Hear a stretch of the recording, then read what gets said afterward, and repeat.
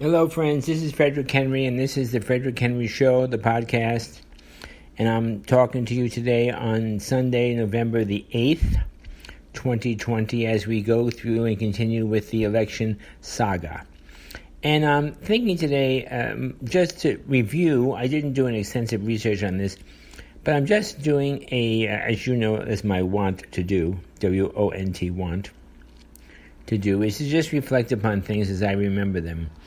And one of the first things I remember was several months ago when Nancy Pelosi floated the idea, would Trump leave the White House if he didn't win the election? In other words, the idea was put forward that President Trump was a recalcitrant dictator, a tyrant, and he would hold on to the White House in spite of all odds, and even if he was defeated in the election, he would stay there and refuse to leave. And we'd have to call in the Army and the Navy and the Air Force and everything to grab a hold of him and drag him screaming and kicking and yelling out of the White House and throw him into the street.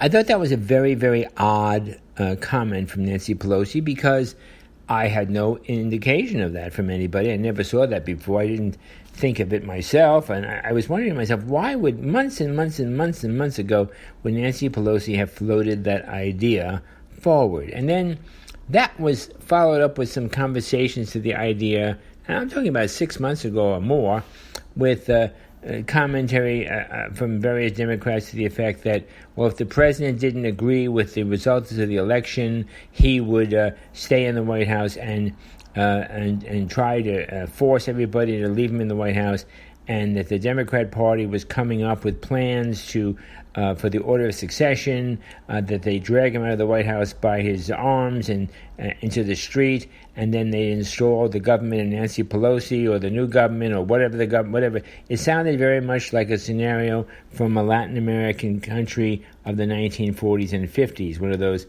Latin dictatorships.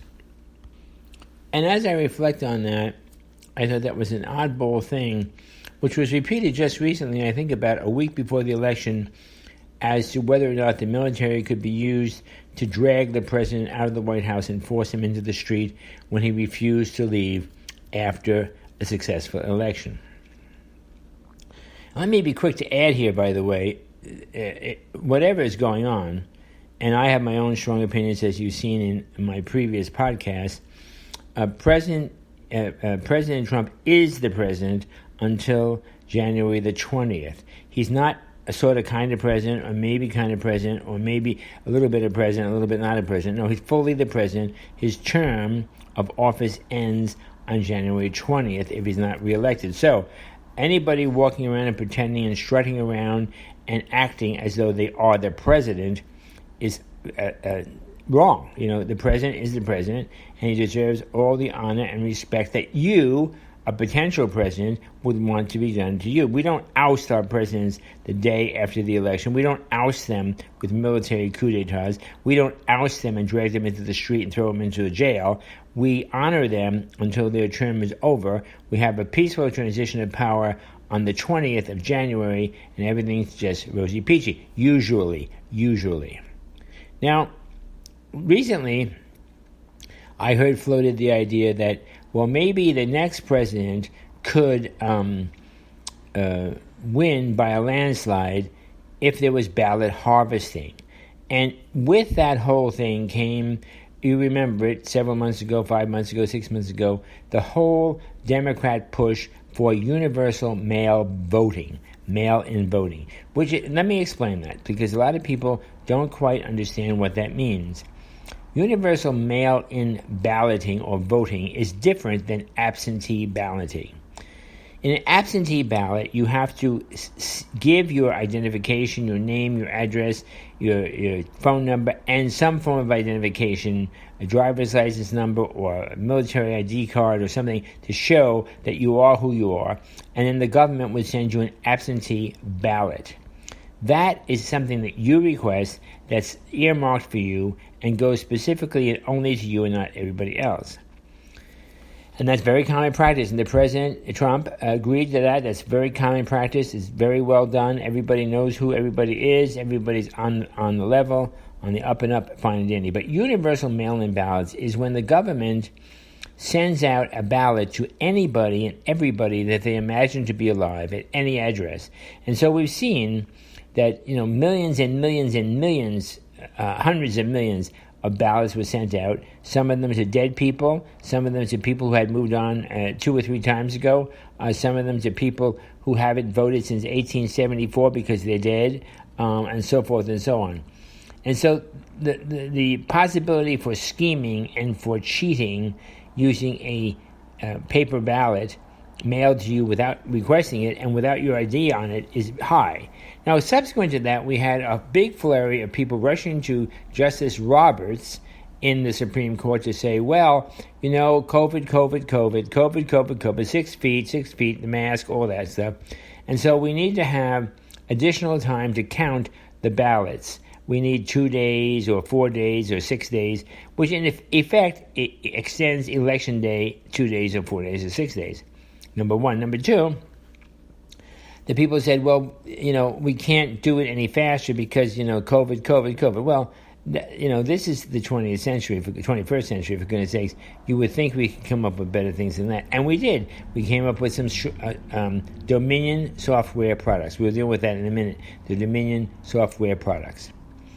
Then we had Justice Roberts joined with Justice Kavanaugh to extend especially in key states like Wisconsin, like Pennsylvania, and Georgia. Pennsylvania and Georgia were biggies for the extension of the reception of ballots.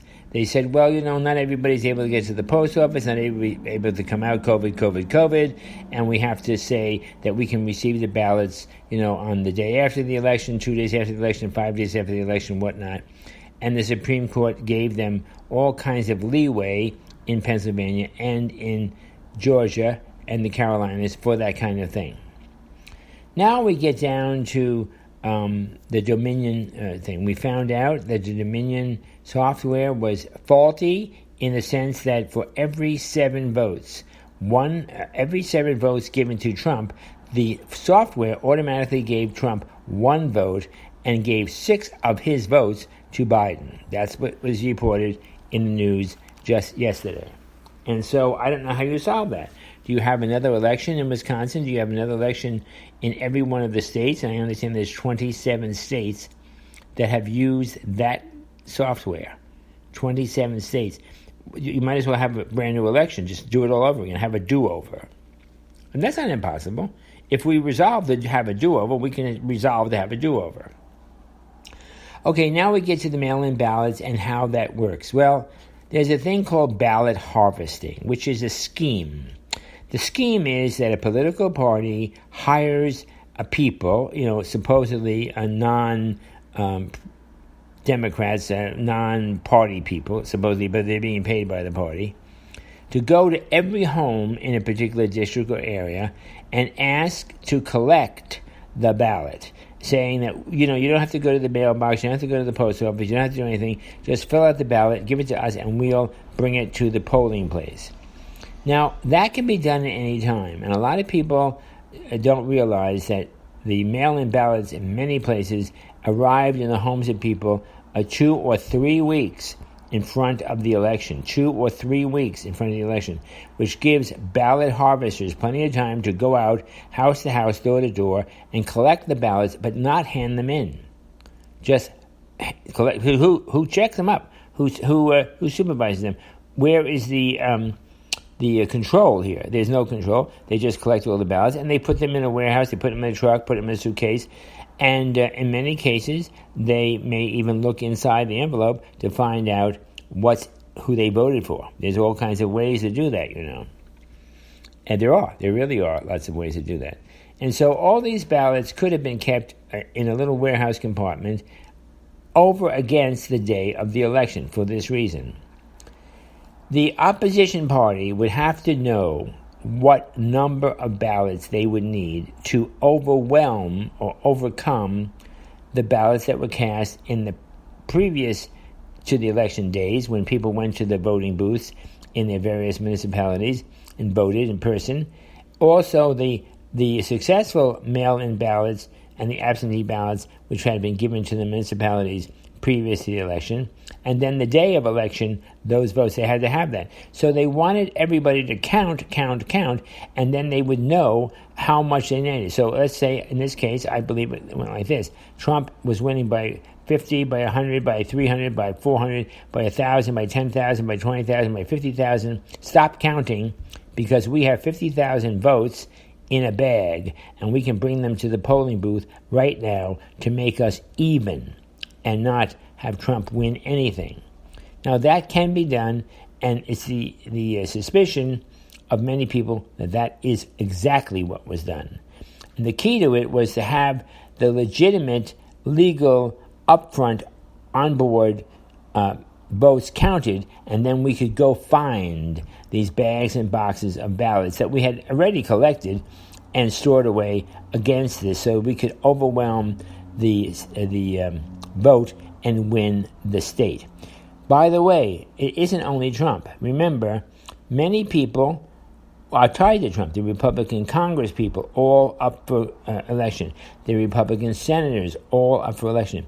So if you're able to collect these ballots and use them over against the election day, you can alter the ballot in such a way as to make sure that various senators don't get elected or various Congress people don't get elected. It isn't just Trump.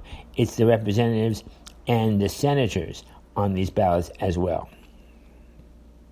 So when we get to the election day, we have all kinds of surprises, especially with the halting of reporting and the stopping of counting at 2 a.m. on election eve, election night, which was very, very strange. Brett Baer, all these people commented upon it, but since, of course, they backtracked, you know how it is. They're in a livelihood. They need to have a livelihood, so they're not going to buck management's decisions on this. But nonetheless, the voting was way, way, way in favor of Donald Trump in the key battleground states: Minnesota, Michigan, Wisconsin, Pennsylvania, North Carolina, South Carolina, and Georgia. And suddenly, Donald Trump's numbers stopped going up, and Biden's went up by 10, by 20, by 100,000, by 200,000, etc., until in each one of those cases where Biden was losing, and because all the pre-voting had been counted, these new arriving ballots were able to overwhelm that win and create a win for Joe Biden and Kamala Harris and company. This is nefarious. This is anti-American. This is, in my opinion, a felony. It's election tampering. However, it has been accepted by the news media. Now, people say, why do you think that is? Well, Trump has been on them from the beginning, liars and cheaters and fake news and the like, and this would be an opportunity for them to get revenge. But besides all that, the calling of elections is not done by the news media. They can call all they want. The actual calling of the election is done by the Secretary of State or the head of the elections board in each individual state, who calls the election for one candidate or another based upon the statistical data. That is the legitimate calling of an election. And then that can be challenged with recounts and lawsuits and all kinds of stuff as well, so it can go into a temporary win without a definitive win. And that's where we're at now. We have a temporary win, but not a definitive win because of various challenges based upon evidence that the Republican Campaign Committee has concerning fraud and other procedures like using Sharpies. In many of the districts in Arizona, they were told to use Sharpie. Well, the Sharpie will automatically get your ballot invalidated. And Democrats were given pens, Republicans were given Sharpies, which was because of the nature of the software, is going to automatically disqualify the Republican vote or nullify the Republican vote. Now, we add to all of these factors the idea that people were testifying in public yesterday and the day before that they were given Sharpies, not pens, and Democrats were given pens and Republicans were given Sharpies, automatically invalidate their thing. We have the Dominion software fiasco,